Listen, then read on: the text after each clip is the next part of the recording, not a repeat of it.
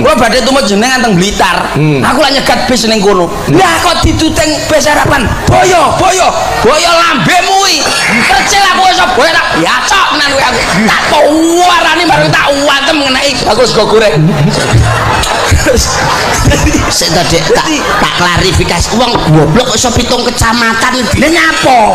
Boyo-boyo ki maksud iki awakmu ki lho dijak ning Surabaya. Aku ape ning Blitar ora ning Surabaya. Aku ning prapatan kuwi ape ning Blitar main ning Rejo Tangan. Lah ya boyo-boyo ki gak ngelokne kowe ngono karepe kowe ki lho ditawani bis. Duwe nyikmu iki kok piye kowe? Duwe ra gaplek kok tuku bis iki jane kocok kok piye iki? Wong aku didudeng-dudeng ngene karo beli. Boyo. Oh tak ya cok ternyata antem.